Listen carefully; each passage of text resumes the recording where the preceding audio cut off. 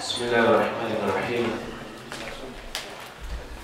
Alhamdulillah, wassalatu wassalamu ala Rasulillah Muhammad ibn Abdillah wa ala alihi wa ashabihi wa mawalah wa man tabi'ahum bi ihsanin ila yaumil qiyamah. Wa ba'd.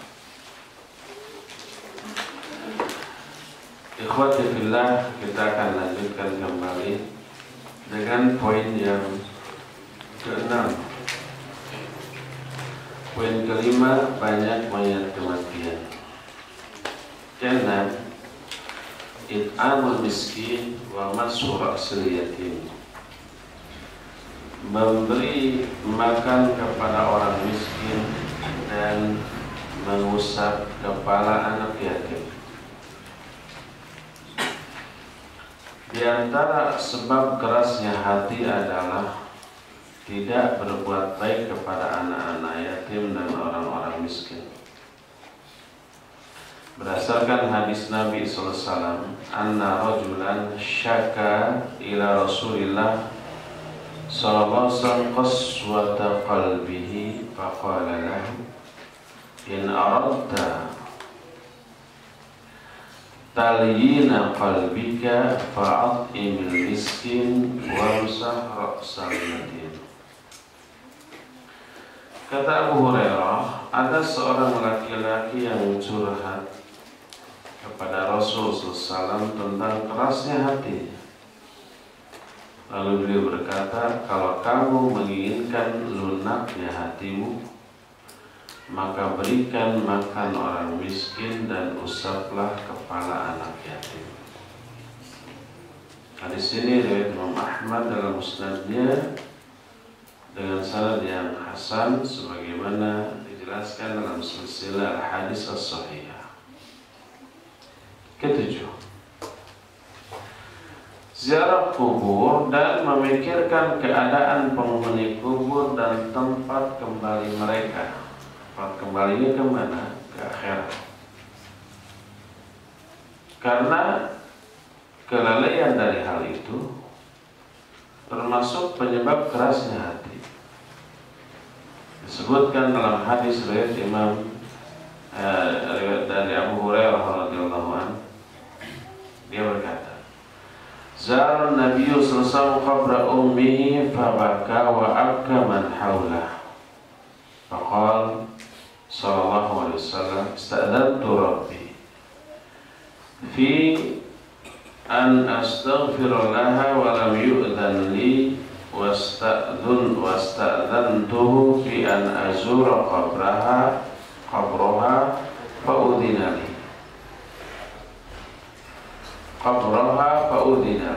fazurul kubur fa innaha tudzakkirul maut. Kata Abu Hurairah, Nabi SAW menziarahi kuburan ibunya. Lalu beliau menangis, dan hal itu membuat menangis orang-orang yang ada di sekitarnya. Banyak sahabat itu lihat Nabi nangis-nangis ya, walaupun gak tahu alasan.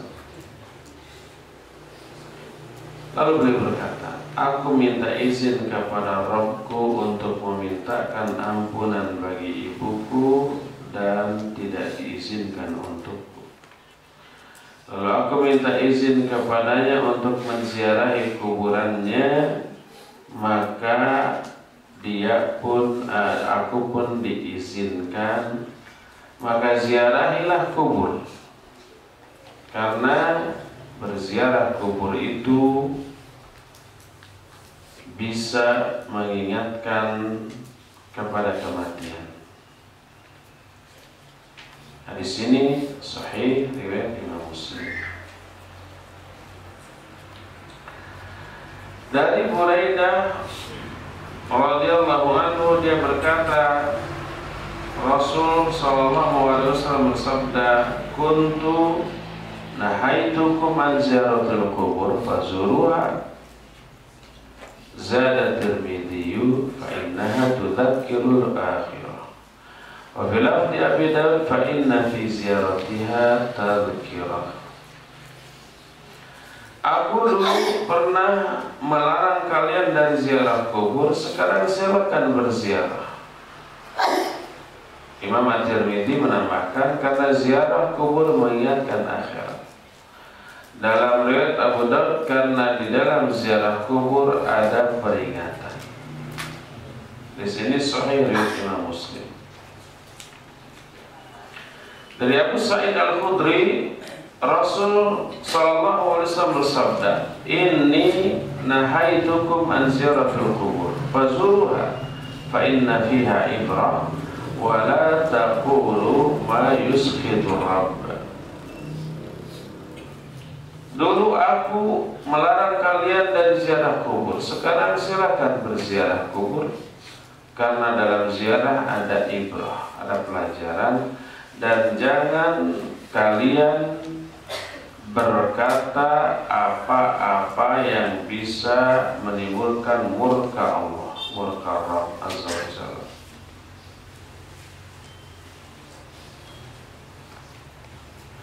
Hadis tersebut diriwayatkan Imam Ahmad, Al-Hakim, Al-Baihaqi, dan disahihkan oleh Al-Hakim dan disepakati oleh Imam Az-Zahabi.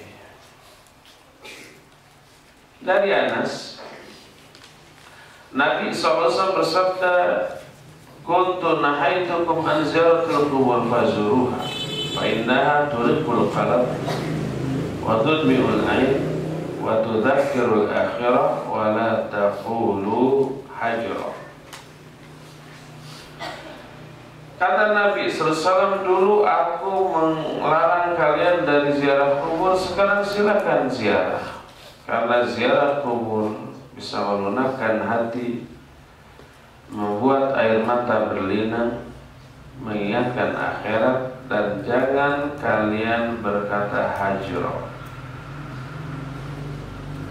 Hadis tersebut diriwayatkan oleh Imam Ahmad dan Al-Hakim dengan sanad yang hasan, dan yang dimaksud dengan hajra adalah al-fahash wal kalamul batil, perbuatan keji dan ucapan-ucapan batil, baik meratap di sono atau meminta-minta ke penghuni kubur, berdoa ke orang yang dikuburkan di sana. Itu hajra, itu tidak boleh. Dari Hani Maula Uthman bin Affan, karena Uthman idza waqafa ala qabrin baka hatta yaballa lihyatahu. Faqila lahu, "Tudkarul jannah wan nar fala tabki wa tabki min hadha." Faqala, "Inna Rasulullah sallallahu alaihi wasallam qala, innal qabra awwalu manazilil akhirah, faman naja minhu fama ba'dahu aisar min, wa man lam yanju min fama ba'dahu asyaddu min." Qala wa qala Rasul sallallahu alaihi wasallam, "Ma ra'aitum manzaran qad illa wal qabru afdha'u min." Apabila Uthman berdiri di atas kuburan, dia menangis sampai basah jenggotnya. Maka ditanyakan, diingatkan, diterangkan kepadamu surga dan neraka, kamu tidak menangis, lalu kamu menangis karena hal ini, karena kuburan. Lalu beliau berkata, Rasul sallallahu alaihi wasallam bersabda, sesungguhnya alam kubur adalah fase awal menuju akhirat. Siapa yang selamat darinya, maka kehidupan setelahnya lebih mudah baginya, lebih mudah lagi dia dibanding di alam kubur. Siapa yang selamat dari alam kubur, maka kehidupan selanjutnya lebih mudah. Siapa yang tidak selamat, maka kehidupan setelahnya lebih dahsyat lagi. Kata Uthman, lalu Rasul SAW bersabda, aku tidak pernah melihat satu pemandangan apapun kecuali alam kubur lebih dahsyat lagi daripada itu. Sedahsyat-dahsyat pemandangan adalah alam kubur. Itulah yang ketujuh, ziarah kubur. 8. An-nazar fi diyaril halikin wal i'tibar bi manazilil ghabirin. Fa innal ghaflata an tafakkur fi dzalik min asbabi qaswatil qalb. Memperhatikan negeri-negeri orang-orang yang sudah dibinasakan dan mengambil pelajaran dari hal itu. Karena kelalaian dari berpikir tentang masalah itu termasuk sebab-sebab kerasnya hati. Oleh karena itu Ibnu Umar radhiyallahu anhu apabila dia ingin memelihara hatinya, menjaga hatinya, dia datang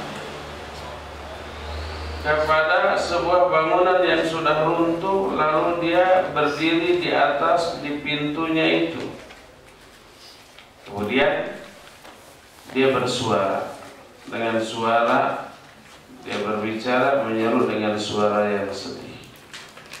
Aina ahlu? Di mana keluargamu? Kemudian dia kembali berbicara ke dirinya sendiri, lalu berkata, kullu syai'in halikun illa wajhah. Segala sesuatu akan binasa kecuali wajah Allah. Itu surah Al-Qasas 88. Dalam As-Sajdah 26 Allah berfirman, awalam yahdi lahum kam ahlakna min qablihim minal quruni yamshuna fi masakini inna fi dzalika laayatin afala yasma'un. Belumkah ditujukan kepadamu awalam yahdi lahum, bukankah Allah telah menunjukkan kepada mereka betapa banyaknya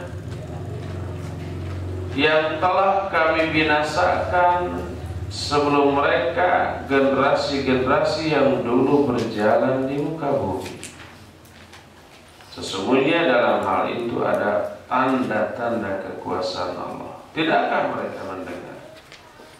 Jadi dengan melihat reruntuhan orang-orang masa lalu, kita bisa mengambil pelajaran sehebat apapun orang masa lalu hancur luluh lantak binasa oleh azab Allah. Itulah yang ke-8. 9.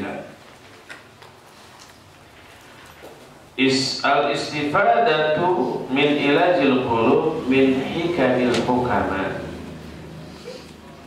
Mengambil faedah dalam mengobati hati dari kata-kata hikmah para ulama.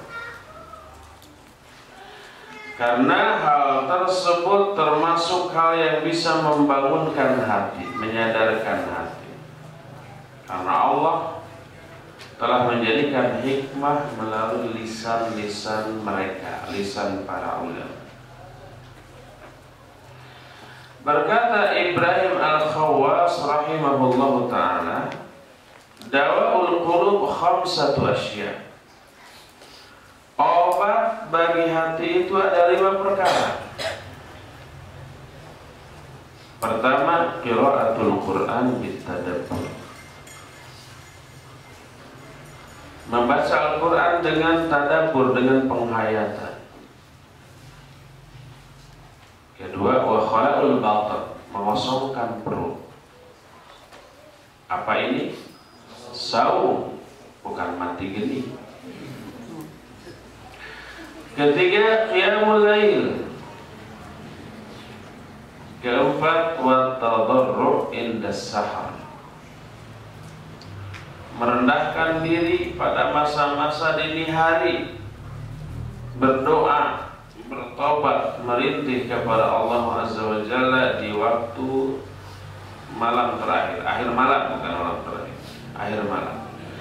Dan terakhir, mujalatus sholihin, mujalasatus sholihin, bergaul, bersahabat dengan orang-orang soleh. Diceritakan Luqman Al-Hakim, dia pernah berkata kepada anaknya, lihat pengungkapannya dengan sighatul tamrid, dengan nukila, bukan nakola. Ini menunjukkan si muallif hafizahullah tidak yakin terhadap kesahihan riwayat ini. Tapi isi dari riwayat ini bagus dan tidak berbentuk tasyri', tidak menetapkan syariat ibadah tertentu, enggak. Berkata Luqman Al-Hakim kepada anaknya, jama'tu laka hikmati fi sitti kalimat, telah aku kumpulkan bagimu hikmahku di dalam 6 kalimat. Kalimat pertama, i'mal lid-dunya bimiqdari biqa'ika fiha. Beramallah kamu untuk duniamu dengan kadar selama kamu hidup di dalamnya. Jangan beramal untuk dunia melebihi masa hidupnya. Ditargetkan punya uang 10 miliar lah. Padahal kebutuhan hidupnya selama hidupnya nggak sampai segitu. Kalau umpah sehari 100.000, 200.000, sebulan 6 juta, setahun 12 kali 6 72 juta, 50 tahun 1 miliar enggak? Ya pokoknya itu lah. Hanya sekedar itu, jangan lebih. Dan yang kedua, kalimat kedua, wa'mal akhirah bimiqdar biqa'ika fiha. Beramallah kamu untuk akhiratmu dengan kadar selama kamu tinggal di dalamnya.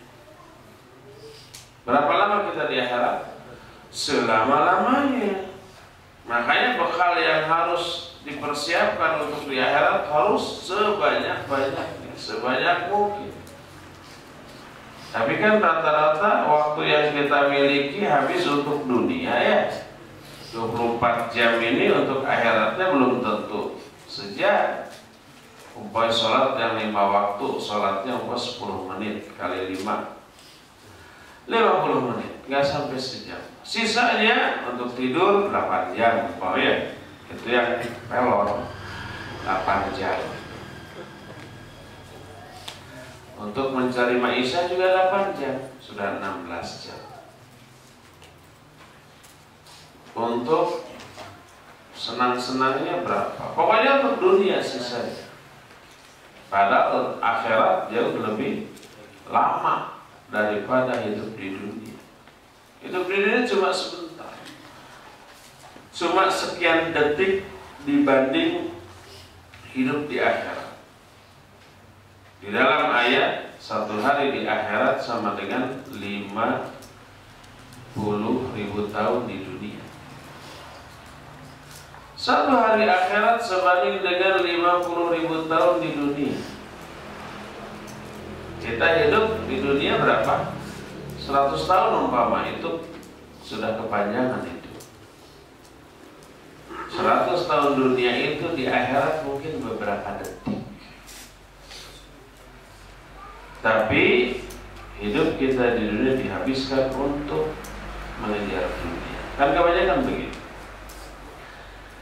Kalimat ketiga, wa'malillah biqadri hajatikalah. Beramalah untuk Allah dengan kadar sebesar kebutuhanmu kepada Allah.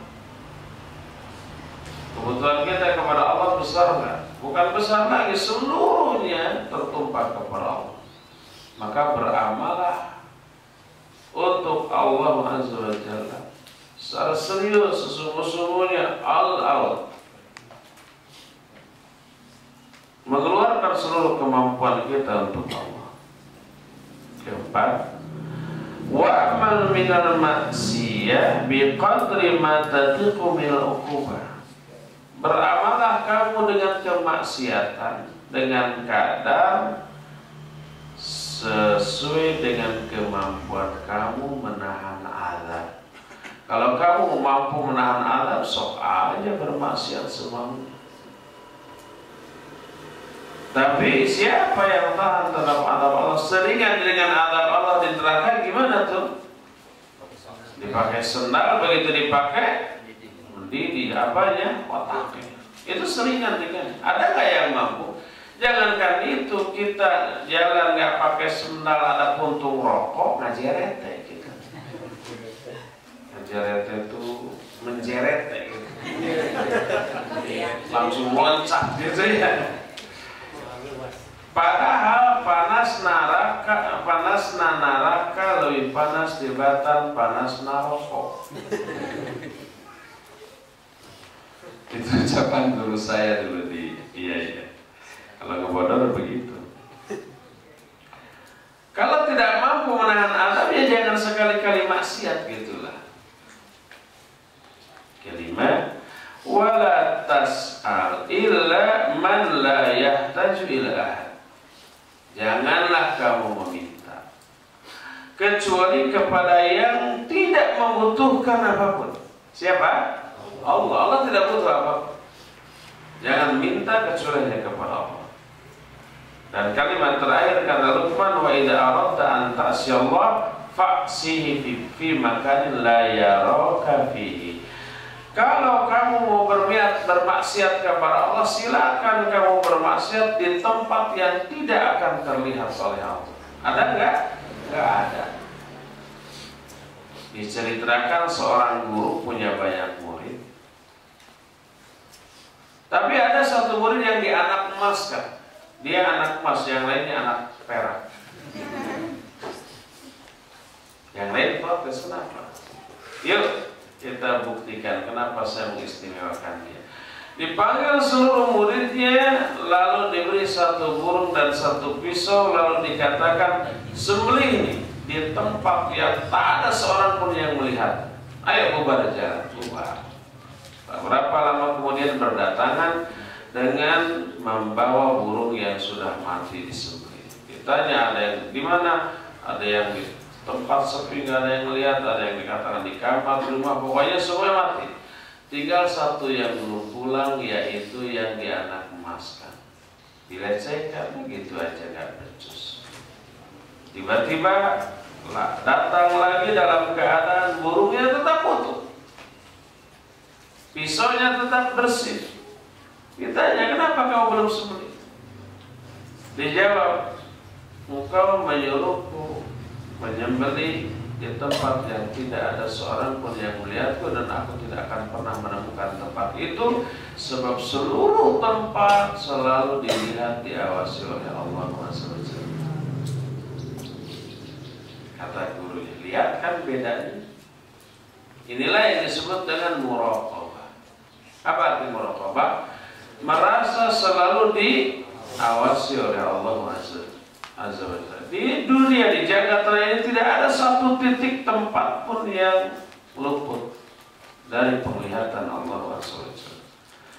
Jadi kata Luqman al-Hakim kepada anaknya, kalau kamu mau bermaksiat kepada Allah, silakan lakukan di tempat yang tidak terlihat oleh Allah dan tidak akan ada. Berkata Ibrahim bin Adham rahimahullah, Ibrahim bin Adham itu dulunya apa coba? Raja, bergelimang kekuasaan, kekayaan, kemewahan. Kemudian perlah hidayah, lalu ditinggalkan semua kerajaan. Beliau bukan sufi. Beliau kemudian hanya mengejar akhirat dan pindah kemudian ke Mekah untuk beribadah, menghabiskan usia hidupnya di sana.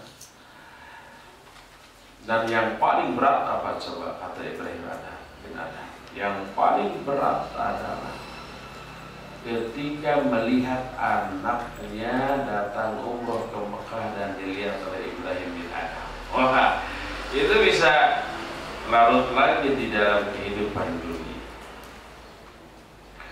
Ketika Ibrahim bin Adham ditanya tentang firman Allah, ud'uni astajib lakum wa inna nad'uhu falam yastajib lana. Allah berfirman, Berdoalah kalian kepadaku, pasti akan aku kabulkan doa kalian. Kami selalu berdoa kepada Allah, tapi tidak dikabulkan juga. Kenapa tuh? Menjawablah Ibrahim bin Adham dengan jawaban yang diungkapkan dalam 10 kalimat. Pertama, Araftumullah falam tuti'u, kalian mengenal Allah tapi tidak mentaatinya. Ini penyebab pertama doa kita gak dikabul. Kedua, wa qara'tumul Qur'an falam ta'malu bi, kalian membaca Al-Qur'an tapi kalian tidak mengamalkannya, sebatas di bibir. Ketiga, wa araftumus syaitan fawafaqtumu, kalian mengenal setan tapi kalian selalu menyetujui semua bisikannya, mengikuti semua godaannya. Keempat, wadda'aitum hubbar Rasulillah sallallahu alaihi wasallam wa taraktum sunnata, kalian mengaku-ngaku mencintai Rasulullah tapi kalian meninggalkan sunnahnya. Berapa itu teh? Keempat. Kelima, wadda'aitum hubbal jannati walam ta'malu laha, kalian mengaku-ngaku mencintai surga tapi kalian tidak beramal untuknya. Mencintai surga tapi amalannya amalan ahli neraka, waliyadzubillah. Keenam, wadda'aitum khaufan nar walam tantahu 'anil dzunub, kalian mengaku takut terhadap neraka tapi kalian tidak berhenti dari dosa. Ketujuh, wa qultum innal mauta haqqun wa lam tastaidulah, kalian berkata bahwa kematian itu benar tapi kalian tidak mempersiapkan diri untuk menghadapinya. Kedelapan, wastaghaltum bi'uyubi ghairikum wa lam tanduru ila uyubikum, kalian sibuk dengan aib-aib orang lain tapi tidak pernah memperhatikan aib kalian sendiri.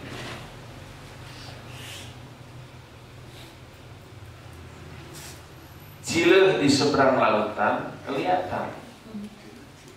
Apa cileh teh? Upil mah korong. Cileh apa ya? Kotoran mata. Belek.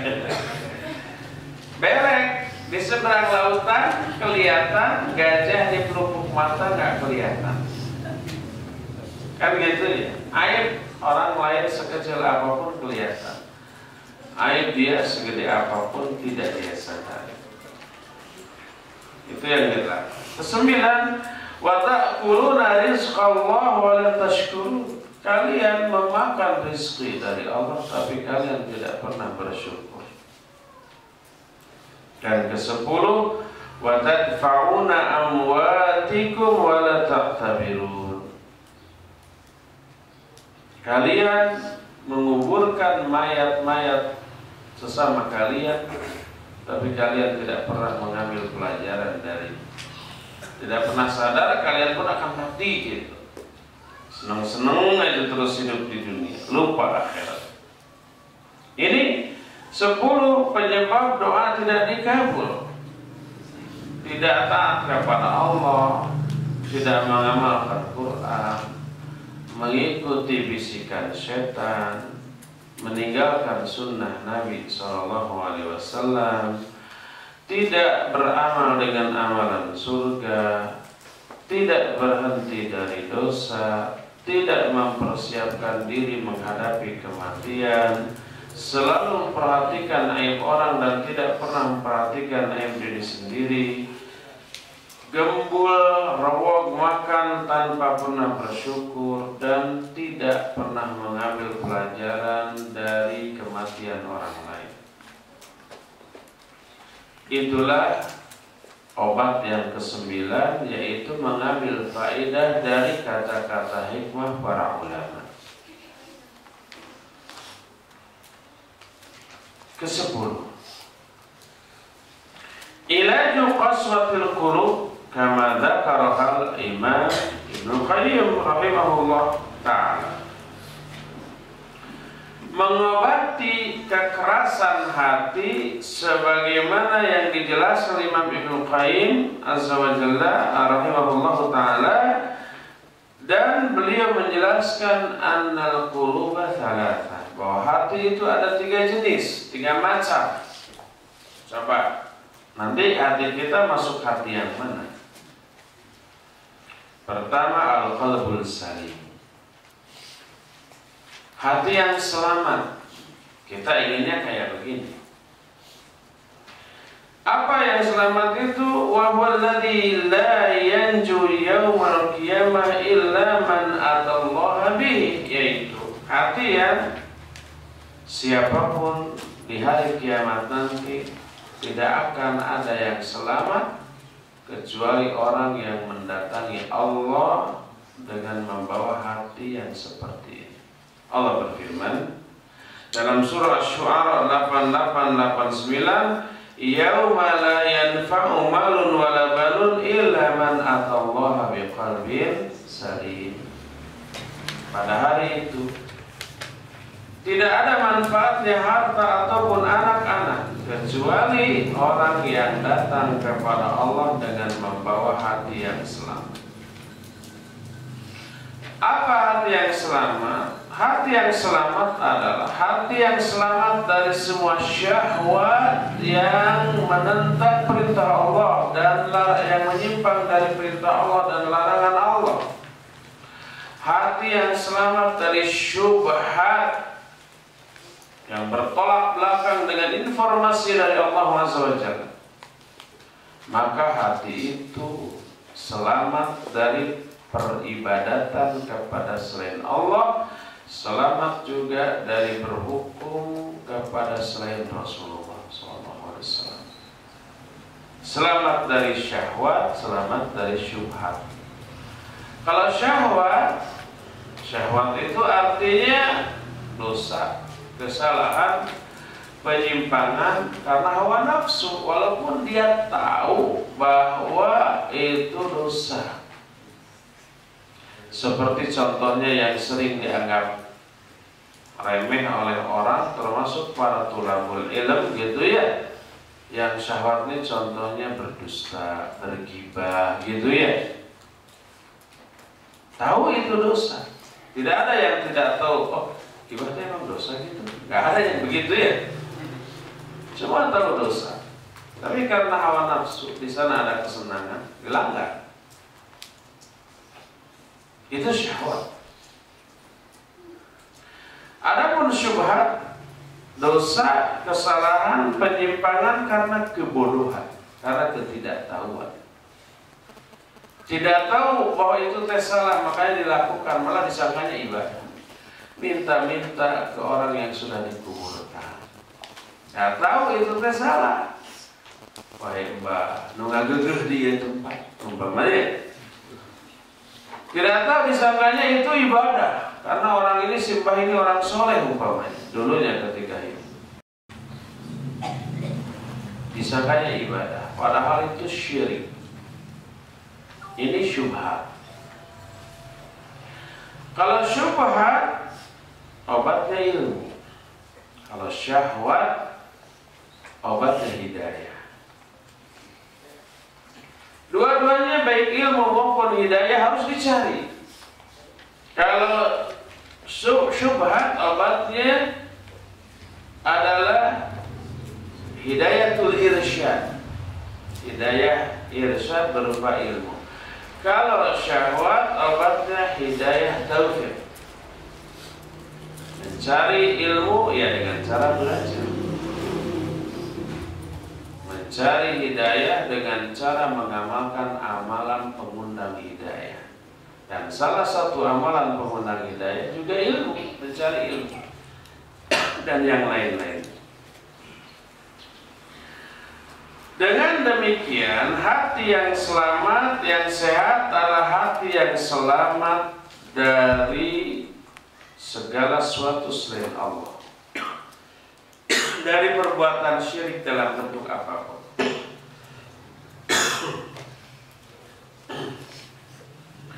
Bahkan hatinya murni, hanya beribadah kepada Allah SWT, baik berupa kehendak, tawakal, inabah, tunduk, takut, roja, itu semua hanya kepada Allah dan tidak kepada yang lainnya. Seluruh amalnya murni hanya untuk Allah SWT. Kalau dia mencintai, dia mencintainya karena Allah. Kalau dia membenci, dia membencinya juga karena Allah. Kalau memberi, karena Allah. Kalau tidak memberi, juga karena Allah. Ada gitu tidak memberi karena Allah, ada. Umpamanya tidak memberi kepada seseorang yang telah melakukan kemaksiatan, kita tidak memberi dia sebagai upah atas kemaksiatan. Contohnya apa saudara? Pengamen. Pengamen itu dia menghibur kita dengan kemaksiatan, dengan nyanyi. Kalau kita memberinya dosa loh. Beberapa tahun lalu saya jemput Syekh Ali Hasan ke Jakarta pakai mobil. Waktu tabligh akbar di Pusdai geningannya beberapa tahun yang lalu, tuh lupa lagi. Begitu sampai di tol Pasteur, di lampu merah, berhenti. Datang orang gumbrang-gambreng. Di Saudi, di Urdun tidak ada, di Yordania nggak ada. Dia nanya isyhad. Apa itu? Talab mablag syekh. Talab mablag begini, nah. Dia minta uang dengan nyanyi ya. Kalau saya tanya, hal dokter ya, apakah kita beri?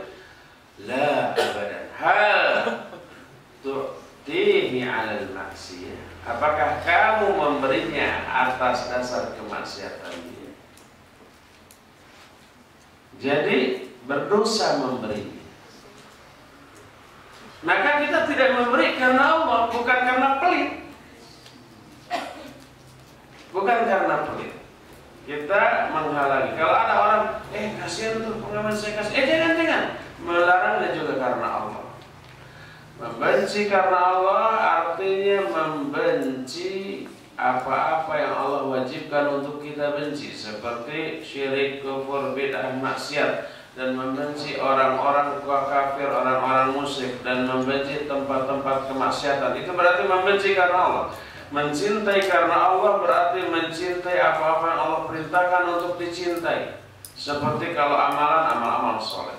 Kalau tempat seperti masjid, Masjidil Haram, Masjid Nabawi, dan tempat-tempat baik lainnya. Kalau orang contohnya mencintai para nabi, para rasul, para sahabat, para ulama, para sholihin. Nah, memberi karena Allah berarti memberi sesuai dengan syariat Allah. Memberi ke fakir miskin, ke orang-orang yang tidak mampu, ke orang yang kepepet kebutuhan, ke kepentingan dakwah dan sebagainya, itu memberi karena Allah. Menolak pemberian maksudnya menahan diri untuk tidak memberi karena Allah, contohnya tidak memberi kepada orang yang bermaksiat. Mintalah seceng untuk rokok, nggak boleh diberi. Memberinya kita sama dosa. Seceng itu berapa? 1.000. Kalau 1.000 kurang 50 rupiah apa? Tahu? Kacoceng.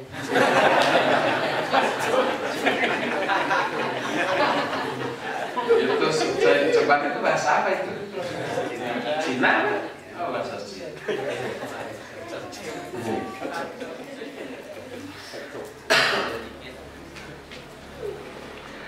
Jadi orang yang bersih hatinya, kalau dia mencintai, dia mencintai karena Allah, membenci karena Allah, memberi karena Allah, menolak atau menahan pemberian karena Allah. Fahammu kulluhu lillah. Seluruh tujuannya hanyalah Allah.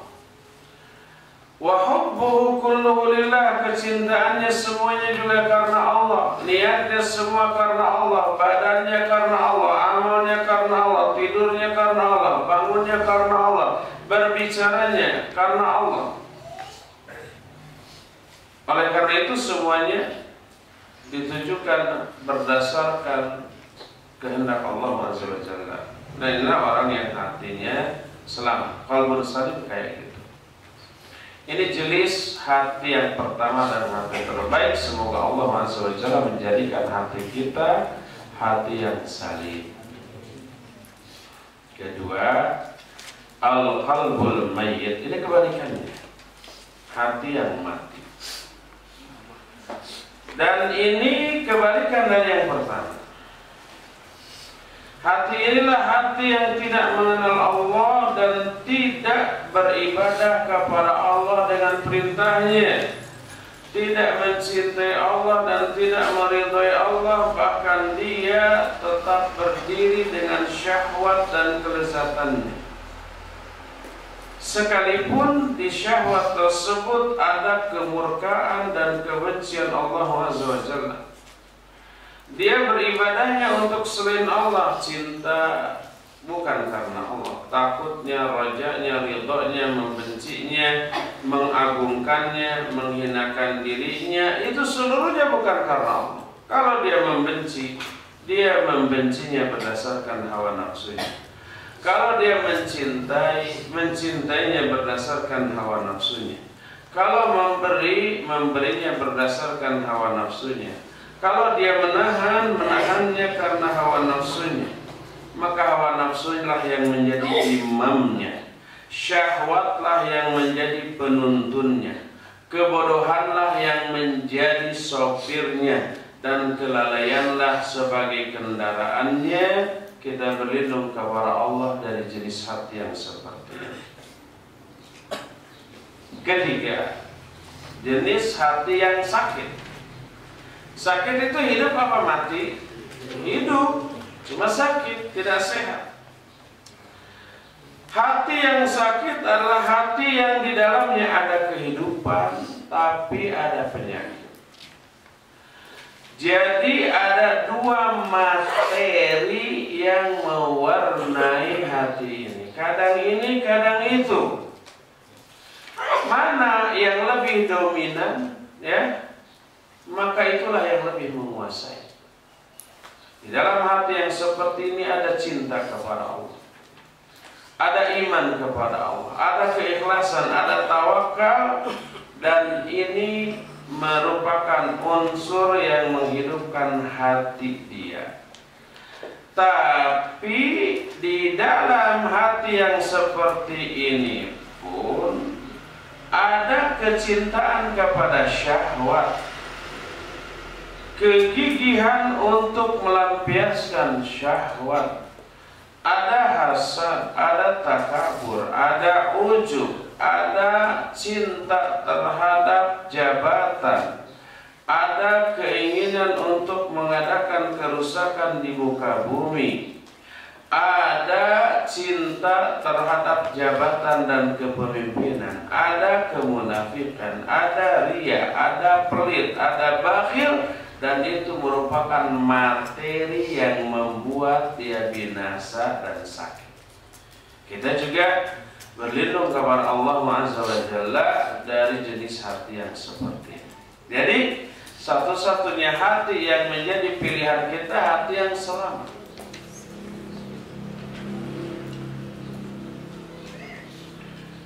Ada permisalan yang bagus untuk hati seperti ini. 3 jenis hati tadi. yaitu dimisalkan seperti 3 rumah. Pertama, rumah milik raja, istana ya.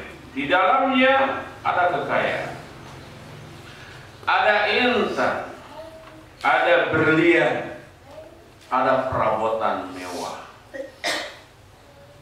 dan pasti pembantunya banyak. Inilah perumpamaan hati yang selamat. Diumpamakan istana raja yang serba mewah, serba wah, serba lengkap. Kedua, rumah seorang hamba sahaya. Di dalamnya ada perabotan, ada makanan, ada kekayaan, tapi tidak sekualitas dengan perabotan raja tadi. Katel umpamanya sudah pararengon, selain hitam pastinya juga ya, sehingga andai katel itu rata tidak diketahui mana atasnya mana bawahnya. Yang mengetahui hanya melengkungnya aja gitu. Ada piring-piring dan cangkir-cangkir dari seng sudah barolong, sudah kararohok. Kohok itu bolong. Kalau dipakai makan dengan sayur langsung bocor. Ada kasur yang keras dan warna aslinya yang putih sudah belang-belang. Sudah banyak tumila lagi. Tumila apa bahasa Indonesianya? Kutu busuk. Nah gitu. Kutu busuknya banyak. Seperti itulah. Dan ini permisalan hati yang sakit. Ketiga, rumah yang kosong, tidak ada apa-apa, tidak ada perabotan, tidak ada kasur, bahkan helai tikar walaupun sehelai, kosong molong, tidak ada apa. Nah ini perumpamaan bagi hati yang mayit, hati yang apa? Sakit. Ya, hati yang mati. Datanglah pencuri.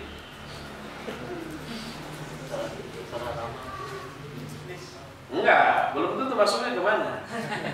Saya tanya, rumah mana yang akan dimasuki pencuri? Apa rumah kosong, rumah hamba sahaya, atau rumah raja? Rumah raja pastinya juga. Karena apa? Karena rumah kosong yang tidak ada apa-apa, tidak ada sesuatu pun yang bisa dicuri.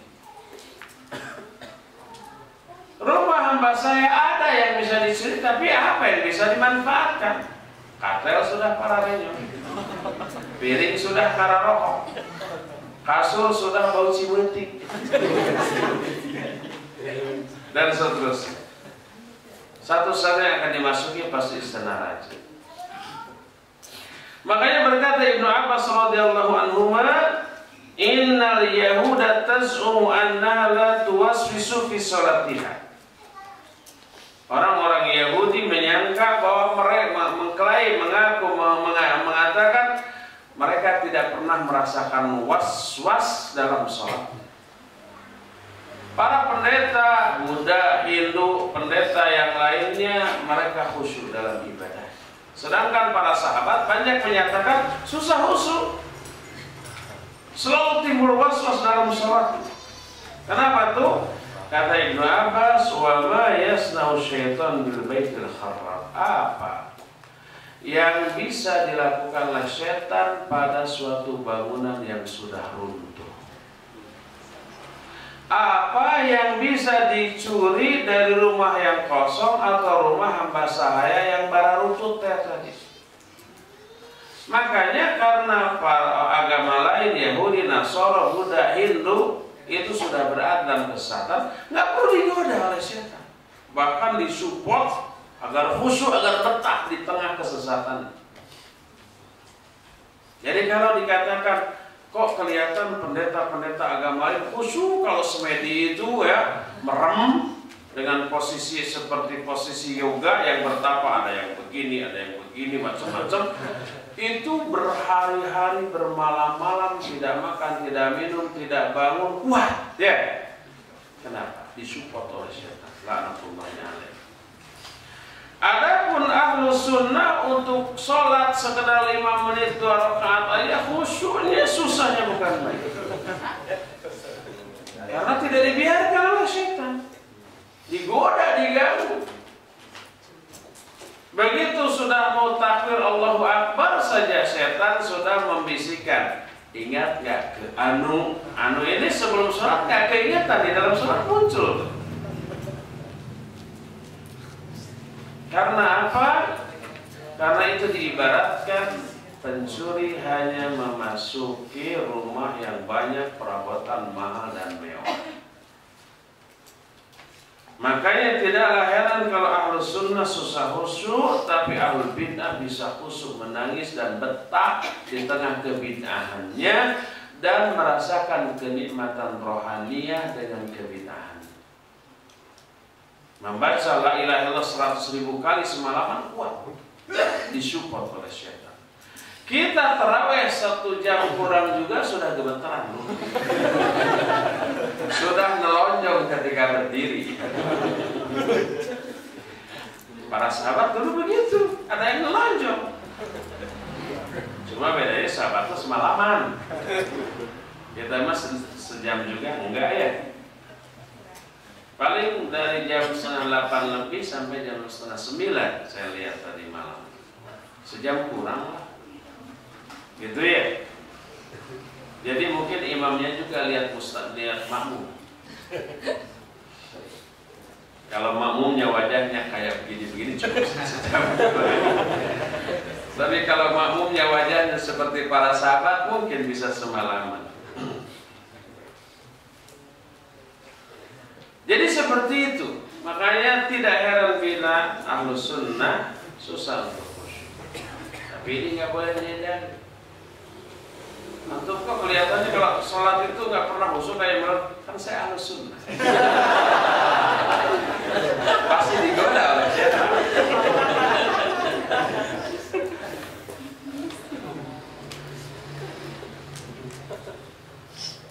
Itulah perumpamaan hati yang diumpamakan dengan rumah. Kata mu'alif fata'ammal al-labib falyata'ammal al-labib hadal mithal haqqa ta'ammal wal yunzilhu 'ala al-qulub fa innaha 'alama nabi. Perhatikanlah wahai orang-orang yang cerdas, orang-orang yang berakal, permisalan ini dengan sebenar-benarnya. Lalu dikatakan faqalbun khala minal khairi kullihi wa huwa qalbul kafir wal munafiq. Adapun hati yang kosong dari seluruh kebaikan itulah hati orang kafir dan hati orang munafik. Itulah hati yang menjadi rumah syaitan. Syaitan telah menguasainya, menetap di dalamnya dan menjadikan hati tersebut tempat tinggalnya dan tempat menetapnya. Maka pencuri mana yang akan memasukinya itu rumahnya sendiri. Makanya orang kafir, orang musyrik, orang munafik tanpa harus digoda oleh syaitan itu sudah menjadi rumah syaitan hati mereka itu. Maka tidak akan ada was-was dalam hati mereka. Semuanya full yakin dengan kekafiran, dengan kemusyrikan, dengan kesesatan. Adapun hati yang telah dipenuhi sikap memuliakan Allah, mengagungkan Allah, mencintai Allah, muraqabah kepada Allah, merasa diawasi terus oleh Allah, yang dipenuhi rasa malu kepada Allah, maka syaitan mana yang berani juga memasuki hati seperti ini. Sekali syaitan mau masuk berzikir ini hati, kabur itu syaitan. Coba, ada nggak rumah raja yang kosong dari pengawal? Tidak ada, jangankan rumah raja. Rumah orang kaya aja dijaga oleh satpam. Kalau kayanya kaya banget, PM yang jaganya juga. Polisi ada di sana, di kantor-kantor. Selain ada satpam, pasti juga ada polisi. Apalagi rumah raja. Hati yang hidup tidak mudah dimasuki syaitan. Karena ada penjagaan dari Allah dan malaikat yang ditugaskan untuk itu, serta penjagaan diri dari orang tersebut berupa zikir. Sekali zikir itu setan kabur. Kalau ada pencuri yang akan masuk ke rumah raja, maka dia harus mengelabui terlebih dahulu para penjaga yang menjaga rumah tersebut.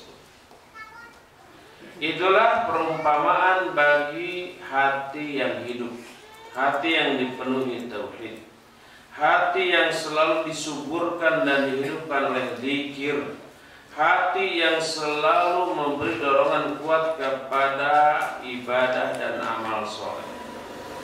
Hati tersebut bagaikan rumah raja yang dijaga secara lengkap oleh para penjaga profesional. Siap mati. Itu dulu di Berlin, di Kedutaan Besar Indonesia, dijaga oleh satpam orang Indonesia. Ada kamera CCTV tapi tidak non-stop 24 jam. Saya tanya kepada dubes, kenapa tidak menyewa, dan suka ada kehilangan atau apa gitu, kenapa tidak menyewa satpam orang sini yang profesional? Mahal Ustaz, bisa 20.000 euro sebulan. 20.000 euro itu, 1 euro itu sekitar 15.000 rupiah, berarti 300 juta ya sebulan. Tapi orang yang seperti itu siap mati segala, profesional banget. Jangankan orang biasa, pejabat, kalau ada menteri ke sana, pengawalnya diperiksa atau nggak boleh bawa senjata, dirampas oleh mereka. Kayak begitu. Itu yang profesional, nyawanya siap dipertaruhkan. Dan kita nggak sanggup membayar sebesar itu dengan keamanan yang tidak diperlukan banget gitu. Makanya cukup orang yang ditugaskan hanya siap digaji 800 euro saja. Lumayan, 800 kali 15 saat itu berapa? Lebih dari 10 juta ya.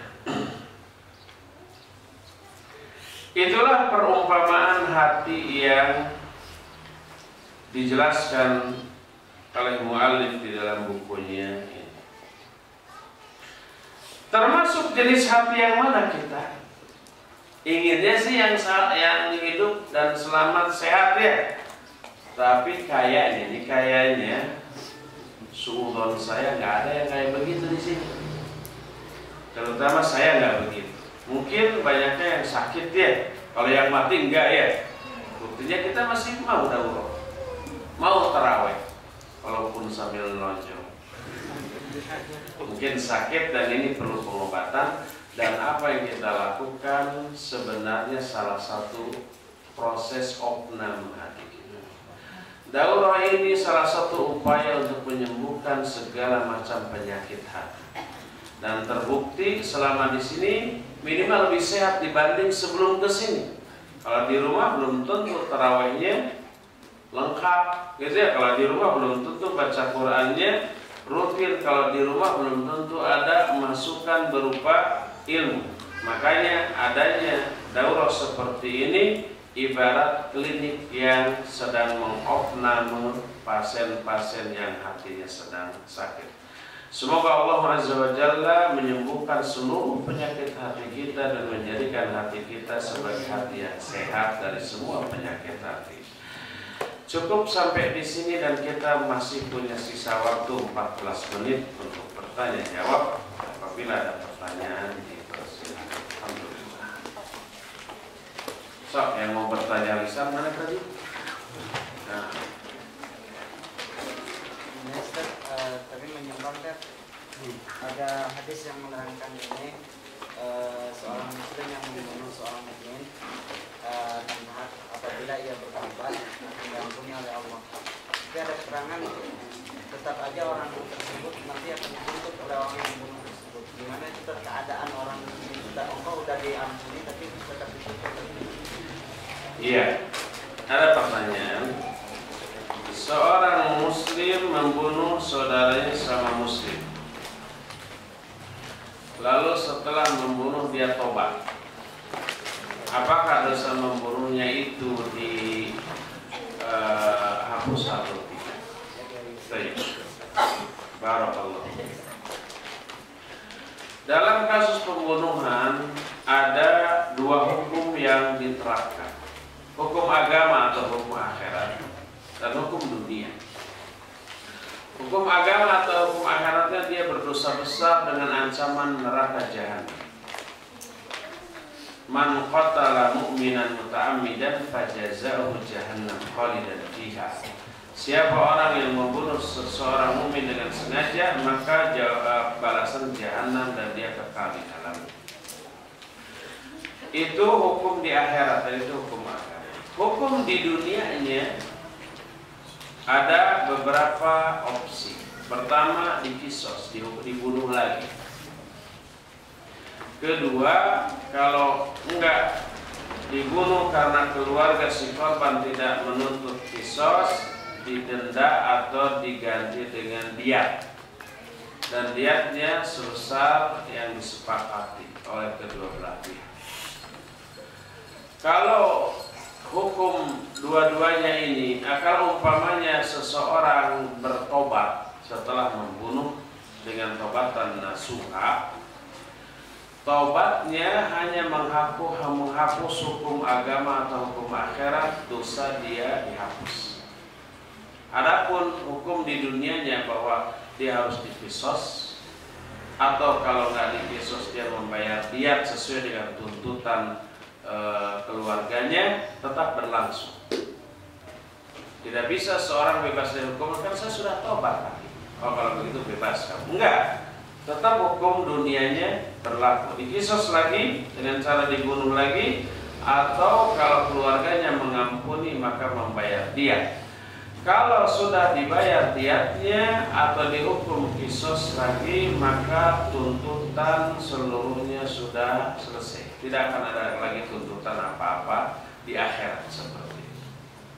Demikian, wallahu a'lam bishawab. Tadi di kertas sudah dibersihkan, pertanyaan dari Ahmad tadi. Sudah dibersihkan? Tadi sudah dibersihkan ya. Dibuang? Iya. Oh iya. Jadi Anda masih sedikit mengingat. Nah, pertanyaan yang pertama itu pembagian penghasilan antara suami dan istri itu berapa persen untuk memenuhi kebutuhan rumah tangganya, atau berapa persenkah penghasilan suami yang bisa diberikan kepada istri yang bekerja. Kemudian yang kedua, masalah zakat penghasilan istri. Iya. Kalau istri murni ibu rumah tangga, seluruh nafkah dari suami, lalu suami memberikan gajinya sebagai nafkah kepada istrinya, diberi kebebasan istrinya untuk mengelola. Sebagian dibelanjakan untuk keperluan, sebagian disimpan, karena suami memandang istrinya lebih pandai dalam mengatur keuangan. Kalau dia yang ngatur, habis tengah bulan sudah habis, nanti merugikan seluruh. Tapi kalau istri yang ngatur, bisa nyisa, lalu diberikan semuanya ke istri. Istrinya hanya ibu rumah tangga dan tidak bekerja, maka seluruh uang itu milik suaminya, bukan milik istri.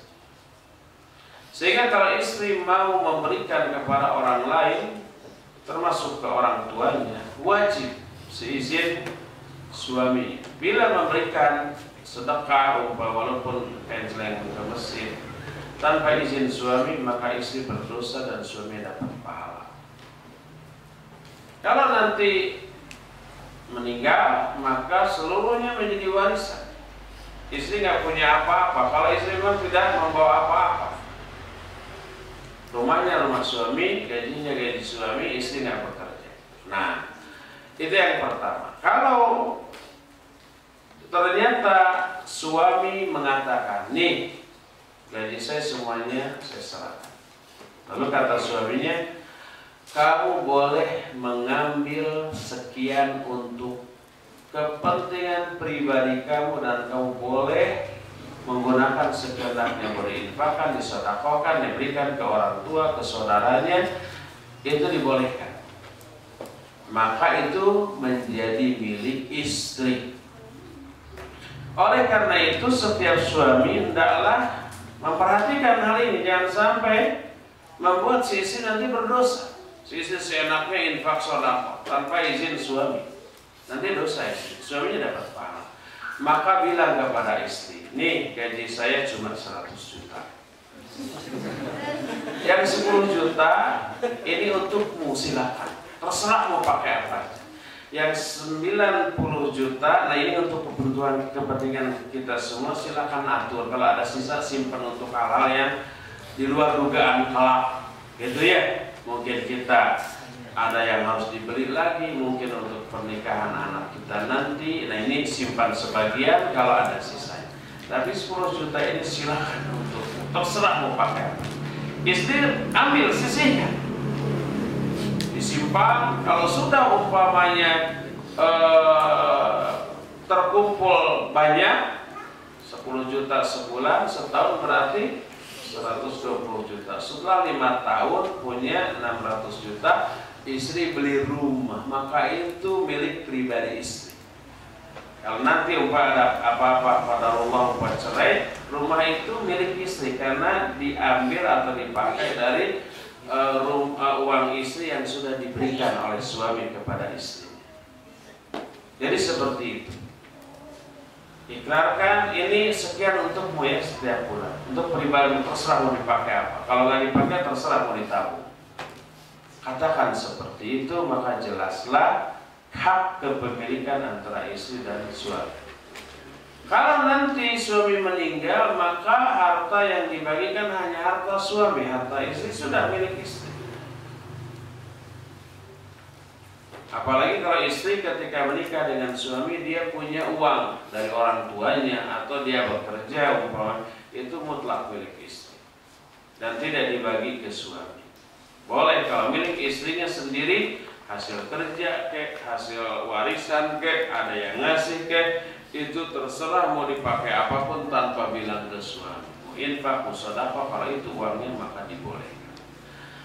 Wallahu a'lam. Pertanyaannya tadi itu lebih ke arah kasus Zakat. Itu yang kedua, tapi pertanyaan itu lebih ke arah kasusnya suaminya bekerja, penghasilannya agak lumayan, tapi diberikan ke istri itu tidak semuanya dan tidak mencukupi. Akhirnya istri harus bekerja untuk mengikuti rumah tangga. Oh, tadi nggak gitu ya.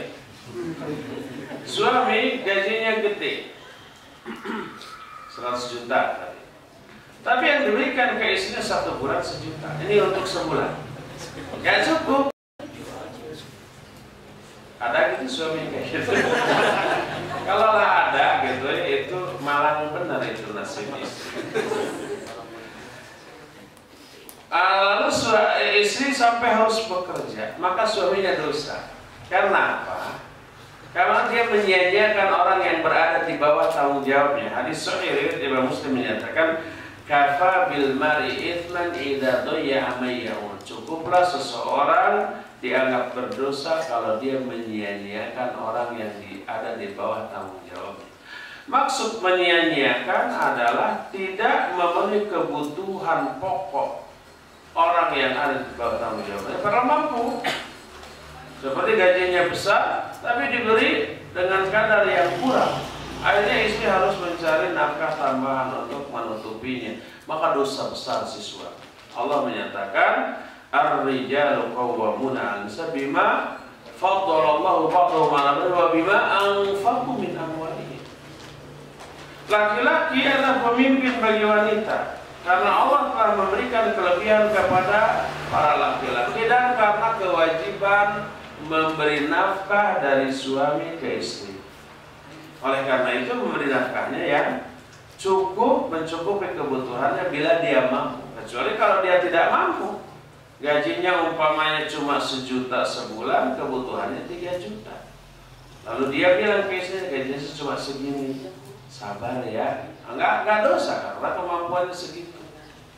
Jadi kalau ada suami gajinya gede, tapi memberikan ke istri dengan jumlah yang kurang, dia dosa besar. Dia menyia-nyiakan orang yang berada di bawah tanggung jawabnya. Apalagi sampai menyebabkan istri bekerja dan bekerjanya mengakibatkan banyak masalah. Pertama, bekerjanya mengakibatkan istri ikhtilaf. Istri membuka auratnya umpamanya di tempat kerjanya karena tidak boleh bercadar, tidak boleh berjilbab besar. Terus yang ketiganya meninggalkan tanggung jawab pokok. Istrinya pulang capek, suaminya pulang capek, keadaan rumah nggak ada yang ngurus. Akhirnya kurang kondusif. Melihat gitunya tempat-tempat kotor, pakaian kotor, buruh dijuru, pro dipantau, nggak layak di tengah iman. Mestinya itu harta, ini malah barang-barang kotor. Banyak nyamuk, banyak kecoa, banyak lalat, nggak nyaman. Akhirnya suami nggak betah. Saya kalau pulang, nggak nyaman, gitu ya. Maka keharmonisan hubungan antara istri dengan suami terganggu. Dua-duanya pada capek, dua-duanya lagi capek, kondisi jiwanya labil, sensitif, mudah marah, mudah tersinggung. Sedikit kesalahan membentak. Maka tidak ada lagi kebahagiaan dalam rumah tangga seperti itu. Dan ini berawal dari pelitnya suami kepada istri. Dosa besar. Sarannya si suaminya dinasihati itu dosa besar. Berikan minimal secukupnya. Pertama itu. Kedua, coba introspeksi istri. Kenapa suami begitu? Barangkali suami pernah ngetes, ya, diberi lebih, umpamanya ini cukup 1 bulan bahkan ada lebihnya, setengah bulan sudah habis, minta lagi karena boros. Begitu terima gaji gitu, besoknya langsung ke mall tanpa sepengetahuan si suami. Barangkali karena itu si suami ngirit. Sebenarnya 1 juta cukup untuk 10 orang sebulan. Akhirnya dikasih 10 juta, dikasih 1 juta umpamanya ya. Dua-duanya introspeksi ya, dua-duanya koreksi diri. Apa yang harus dijawab ketika ada orang lain menanyakan apakah kita pernah melakukan maksiat ini dan itu, sementara tidak ada kepentingan bagi orang tersebut, ya jangan dijawab. Ngapain nanya-nanya, dan nggak boleh nanya-nanya. Dulu kamu pernah ngomong nggak? Jangan. Jangan. Sebelum ngaji dulu kamu pernah begini? Jangan bertanya, nggak boleh. Dan kalau ditanya jangan dijawab. Nggak boleh. Karena apa? Membongkar aib masa lalu adalah mujaharah, dan mujaharah penyebab tidak diampuninya dosa tersebut.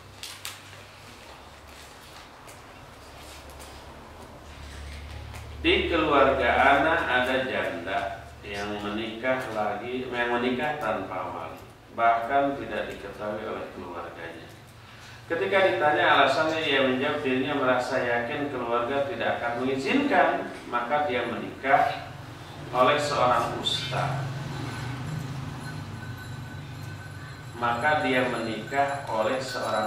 Dengan atau oleh? Dia menikah oleh seorang ustaz sebagai wali hakim. Jadi nikahnya bukan ke ustaz, tapi ustaz sebagai wali hakim. Bahkan nikahnya pun tidak dilakukan oleh petugas KUA. Apakah nikahnya sah? Bagaimana dengan pendapat Abu Hanifah tentang janda boleh menikah tanpa wali? Iya, pertama yang dimaksud wali hakim adalah ulil amri atau yang mewakili. Di kita wali hakim itu KUA, sebab KUA lah yang menjadi wakil pemerintah untuk mengurus masalah pernikahan.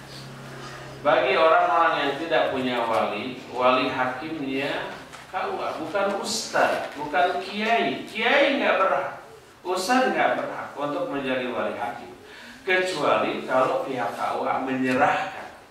Umpamanya KUA itu segan kepada ustaz setempat, aduh ampun parlun teuing gitu ya. Kumawantun di payunan ajengan, ada bahasa begitu kalau di kampung. Mangga nyanyakeun. Boleh kalau seperti itu. Atas seizin orang yang berwenang yaitu KUA sebagai wali ahli. Tapi kalau tidak menghubungi KUA nggak tahu lalu dinikahkan itu salah, itu keliru. Kalau kesalahan itu karena kebodohan, karena ketidaktahuan, termasuk ustadz. Ada nggak ustadz yang bodoh? Ada kalau di Indonesia. Hanya karena bisa pimpin doa, hanya hafal 1-2 ayat, ceramahnya dibaca, khutbahnya dibaca, gitu ya, disebut ustadz, disebut kiai. Walaupun dia nggak ngerti apa yang dibaca. Umumnya jumatan-jumatan di kampung-kampung kan pakai bahasa Arab ya, dan itu dibaca. Belum tentu si ustadz itu ngerti apa yang dibaca. Nah, ketika ada yang iseng pokoknya disembunyiin.